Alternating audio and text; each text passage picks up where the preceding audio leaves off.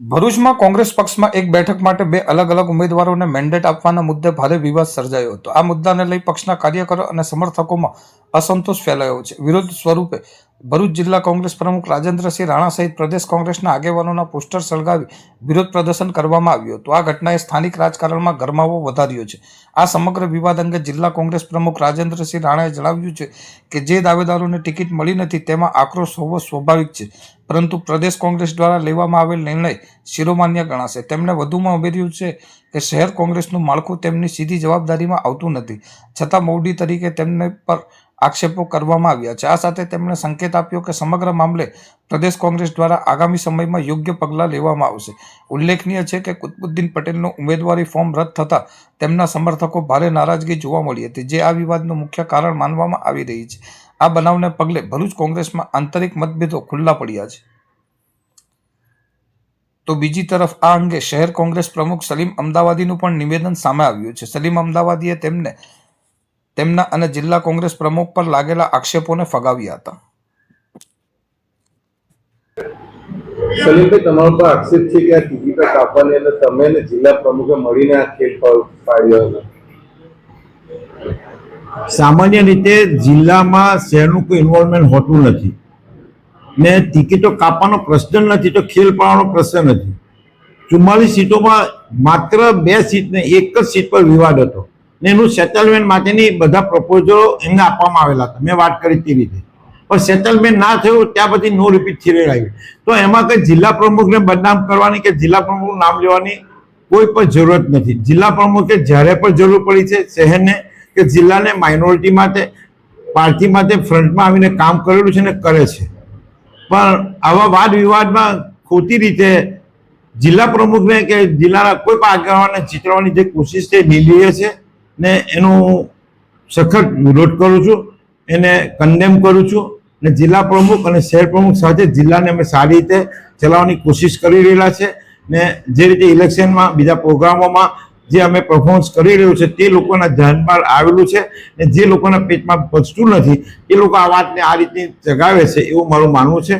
જે રીતે કરણભાઈ હોસ્ટાઇલ થઈને જે સ્ટેટમેન્ટ આપ્યું છે એને પણ હું કન્ડમ કરું છું ને કરણભાઈ સાથે આ બાબતે વાત થઈ કે ભાઈ તમારા સાથે જે દુઃખદ બનાવ બન્યો છે એની દુઃખ સાથે અમે પણ સહભાગી છે, પણ આ રીતનું સ્ટેટમેન્ટ એમને ના કરવું જોઈએ. શહેરના મુસલમાનો, શહેરમાં લઘુમતીઓ કે જિલ્લાના લઘુમતીઓ જિલ્લા કોંગ્રેસ સાથે શહેર સમિતિ સાથે છે અને રહેવાના છે એવું મને 100% વિશ્વાસ અને ખાતરી છે. આ આખા વિવાદની અંદર કે લઘુમતી સમાજના વોટ વિભાજિત થશે, શું એ વાત સત્ય છે? જે રીતે મેન્ડેટના મુદ્દા ઉપર પ્રશ્ન ઊભો થયો છે એ જે થોડું ઘણી માઇનોરિટીમાં દુઃખ અને દર્દ છે ને એ અમને સતાવી રહેલું છે કે આનાથી મતદાનની કોઈ ઇફેક્ટ પડશે. પણ 10 દિવસનો સમય છે. આવનાર સમયમાં અમે બધા સાથે મળીને આ બાબતનો વાદ વિવાદ દૂર કરી સારી રીતે મતદાન થાય, કોંગ્રેસ તરફી મતદાન થાય એ રીતનું અમે વાતાવરણ બનાવવાની કોશિશ કરીશું. રાજેન્દ્રભાઈ, આખું 2 નંબર વોર્ડમાં જે ઉમેદવારીને લઈને વિવાદ ચાલ્યો હતો એને શું હકીકત છે?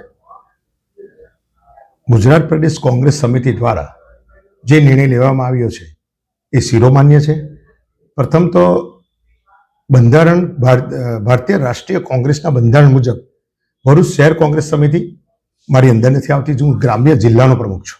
ભરૂચ શહેર કોંગ્રેસ સમિતિનું બંધારણ પ્રમાણે કોંગ્રેસના એ પેરાલલ નિમણૂક થાય છે મારી, અને શહેર સમિતિનું આખું બંધારણ અલગ છે. પણ આજે શહેર કોંગ્રેસ સમિતિમાં જે 2 નંબરમાં વિવાદ થયો, કાર્યકર છે, દરેક કાર્યકરને ટિકિટ માંગવાનો હક છે અને સ્વાભાવિક છે કે હવે એક જણને ટિકિટ મળે. પ્રદેશ સમિતિમાં બધાને સાચવાનો પ્રયત્ન કરે અને આખરે નિર્ણય આવ્યો છે એ ઉમેદવારો માન્ય પ્રદેશ કોંગ્રેસ સમિતિએ જે નિયુક્ત કરી છે એ માન્ય ઉમેદવારો છે ને સર્વ માન્ય સ્વીકારેલા છે. રાજેન્દ્રભાઈ, તમારો ઉપર આક્ષેપ છે કે આના અંદર તમારો આખો રોલ હતો, પૈસાની લીધી દીધી સુધીની તમારી પર આક્ષેપો લાગ્યા છે કે આ ટિકિટમાં પૈસાની લીધી દીધી થઈ. આમાં એવું છે કે સીધો આક્ષેપ ગુજરાત પ્રદેશ કોંગ્રેસ સમિતિ પર છે. આક્ષેપ પૈસાનો જે કહો છે એ અમારો મોવડી મંડળ જે રીતે કહેશે એ રીતે અમે આગળ વધીશું. એવું કંઈ હોય ને, પણ એક આક્રોશ હોય કાર્યકરનો, સ્વાભાવિક છે કે ટિકિટ મળે ના મળે એટલે એક આક્રોશ હોય. આખરે તો પરિવારનો મામલો છે ને પરિવારમાં સુલઝાઈ જશે. જે રીતે તમારા બેનરો બધું બનાવવાનું શું કાર્યવાહી કરશે આને પર જિલ્લા કોંગ્રેસ સમિતિ? પ્રદેશ કોંગ્રેસ સમિતિ ટિકિટ નક્કી કરે છે, મેન્ડેટ પ્રદેશ કોંગ્રેસ સમિતિ આપે છે અને સીધો આક્ષેપ પ્રદેશ સમિતિ પર છે. એટલે અમારું મોવડી મંડળ જે નિર્ણય લેશે એમાં અમારી હા હોય, એમનો આદેશ અમારે માનવાનો હોય છે. અને એક સ્વાભાવિક છે કે કાર્યકરને એક ટિકિટ કોઈને મળે કોઈને ના મળે એટલે ગુસ્સો હોય છે, એક જુસ્સો હોય છે. આખા તો પરિવારમાં હોય છે, પરિવારમાં બી ઝઘડા થતા હોય છે, પણ પછી પરિવારમાં સમેતા હોય છે ને એવું કંઈ બહુ પ્રોબ્લેમ છે નહીં. ના, આ વિવાદમાં તમારા નામ સાથેનો ઉલ્લેખ થયા છે બે જગ્યાએ. આ સ્વાભાવિક છે, જિલ્લા કોંગ્રેસનો પ્રમુખ છું, મારી બંધારણ મુજબ તો હું શહેરમાં આવતો નથી, પણ સ્વાભાવિક છે હું જિલ્લા કોંગ્રેસનો પક્ષનો મોવડી છું, તો સ્વાભાવિક છે કે કોઈ માણસ આક્ષેપ કરી શકે છે. પ્રદેશ સમિતિ પર આક્ષેપ થયા છે, એ કઈ પરિવારનો મામલો છે. આ આખા વિવાદમાં શું તમે કોઈ પ્રયાસ કર્યા હતા કે સુરત સમાધાન આવે એના માટે? હા, એ તો તમામ પ્રયાસ તો પ્રદેશ સમિતિએ કરેલા છે ને આખરે સમાધાનથી પ્રદેશ સમિતિએ સમાધાનથી જ આ કરેલું છે ને સારા દિવસો આવશે ને ઉમેદવારો અમારે જીતવાના છે ને દર વખત કરતા પરિણામ બી ખૂબ સારું આવવાનું છે. આટલા બધા ઉમેદવારો અમારે છે હાલમાં, તો શું લઘુમતીઓમાં વોટ વેચાઈ જશે તમારો? નહીં, કોઈ લઘુમતી સમાજ કોંગ્રેસ સાથે છે, ગઈકાલે બી હતો, આજે બી છે ને આવતીકાલે બી રહેશે. કોઈ વિભાજન નથી. પણ સ્વાભાવિક છે કાર્યકરો એ પાર્ટી માટે કામ કરતો હોય, 5 વર્ષે એકવાર ટિકિટ લેવાની હોય, ના મળતી હોય તો ગુસ્સો આવે, સ્વાભાવિક છે, એમાં કઈ મોટી વાત નથી. તો પહેલી વાર એવું છે કે ભરૂચ નગરપાલિકામાં પૂરા 44 ઉમેદવાર નથી થયા કોંગ્રેસ પાર્ટીના? નહીં, 42 કેવા ઉમેદવારે કરેલું છે, એક બે ઉમેદવારનું અપક્ષ સાથે ગઠબંધન સાથે બધું ચાલી રહેલું છે. પ્રમાણે અમારા શહેર પ્રમુખશ્રીએ જે આયોજન કર્યું છે એ બરાબર છે. મેન્ડેટ ત્યાંથી કોરા આવ્યા હતા એવો બી? નહીં, પ્રદેશ સમિતિ મેન્ડેટ પ્રમુખોને આપે છે, એ જે રીતે મને જિલ્લાના ગ્રામ્યને આપે એવું સલીમભાઈને આપે છે ને પ્રદેશ પ્રમુખની સત્તા છે, એવું કોરા જેવું આવતું જ નથી. એમાં કશું ઉમેદવારના નામ સાથે આવે છે અને એમની સહી સાથે આવે છે પ્રદેશ સમિતિ.